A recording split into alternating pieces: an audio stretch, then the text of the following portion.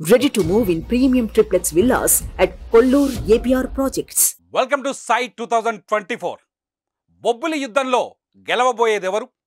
2019లో బొబ్బిలి రాజుల అడ్డాలో జెండా పాతిన వైసీపీ మళ్ళీ విజయం సాధిస్తుందా? లేకపోతే వరుసగా 3 సార్లు గెలిచిన చరిత్రను తిరగరాసిన బొబ్బిలి రాజులే గత పరాభవానికి ప్రతీకారం తీర్చుకుంటారా? బొబ్బిలి అసెంబ్లీ నియోజకవర్గంలో ఈసారి హోరాహోరి పోరు కనిపిస్తోంది. 2004లో బొబ్బిలిలో రాజకీయాలు స్టార్ట్ చేశారు బొబ్బిలి రాజులు. బొబ్బిలి రాజుల వంశస్థులైన సజయకృష్ణ రంగారావు 2004లో తొలిసారి ఎమ్మెల్యే అయ్యారు. 2009, 2014లోనూ వరుస విజయాలు సాధించి హ్యాట్రిక్ కొట్టారు. 2019లో వైసీపీ అభ్యర్థి సీనియర్ రాజకీయ నాయకుడు శంబంగి వెంకట చిన అప్పలనాయుడు చేతుల్లో ఓడిపోయారు. ఓటమి తర్వాత సుజయకృష్ణ రాజకీయాల నుంచి తప్పుకున్నారు. ఇప్పుడు అతని రాజకీయ వారసుడిగా యువరాజు బేబీ నాయన ఎన్నికల బరిలోకి దిగుతున్నారు. మరి సిట్టింగ్ ఎమ్మెల్యే అప్పలనాయుడిని యువరాజు ఓడిస్తారా? చూద్దాం సై 2024లో.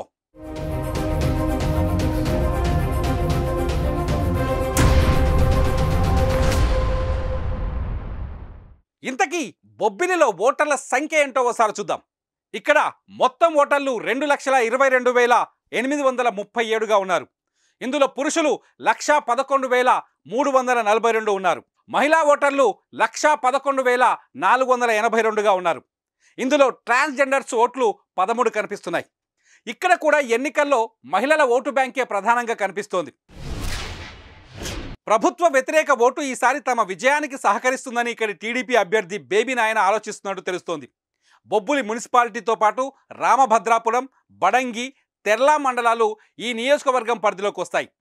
బొబ్బిలికి 14 సార్లు ఎన్నికలు జరగ్గా కాంగ్రెస్ పార్టీ 7 సార్లు, టీడీపీ 3 సార్లు, వైసీపీ 2 సార్లు విజయం సాధించాయి.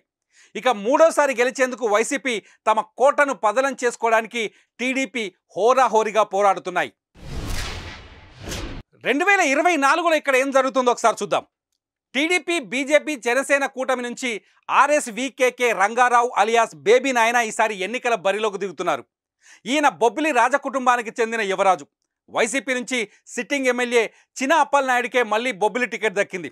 ఒకప్పుడు మద్రాసు రాష్ట్రానికి ముఖ్యమంత్రిగా పనిచేసిన చరిత్ర బొబ్బిలి రాజులది.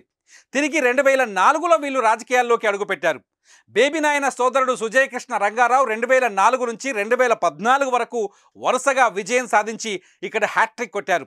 2019లో సుజయకృష్ణను వైసీపీ అభ్యర్థి సీనియర్ రాజకీయ నాయకుడు శంబంగి చిన అప్పలనాయుడు ఓడించారు.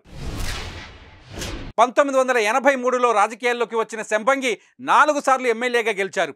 బలమైన సామాజిక వర్గంతో పాటు వైసీపీ సంక్షేమ పథకాలు తమకు బాగా కలిసొస్తాయని అప్పలనాయుడు ఆశగా ఉన్నారు. గత 5 ఏళ్లలో ఎన్నో అభివృద్ధి పనులు చేపట్టానని, సాగునీటి సమస్యలు తీర్చానని చెబుతున్నారు ఎమ్మెల్యే శంబంగి. ప్రజలంతా సంతోషంగా ఉన్నారని, మరోసారి ఎమ్మెల్యేగా ఎన్నిక కావడం ఖాయమని చెబుతున్నారు ఆయన. మరి 2019లో అసలు బొబ్బిలిలో ఏం జరిగిందో ఒకసారి చూద్దాం. 2019లో బొబ్బిలిలో టీడీపీ అభ్యర్థిగా సుజయకృష్ణ రంగారావు ఎన్నికల బరిలోకి దిగి ఓటమి పాలయ్యారు. అప్పుడు ఆయన సిట్టింగ్ ఎమ్మెల్యే 76,603 ఓట్లు సాధించారు. అయితే సుజయకృష్ణ పైన వైసీపీ నుంచి పోటీ చేసిన చిన అప్పలనాయుడు 84,955 ఓట్లు సాధించి విజయం సాధించారు. ఈయనకు 8,352 ఓట్ల మెజారిటీ లభించింది.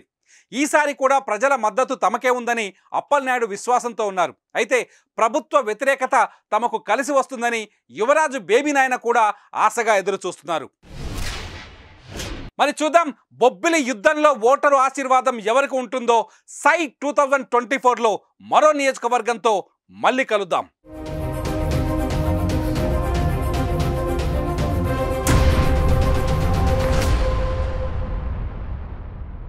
సుమన్ టీవీలో మీ పర్సనల్ అండ్ బిజినెస్ ప్రమోషన్స్ కోసం కింది నెంబర్కి కాంటాక్ట్ చేయండి.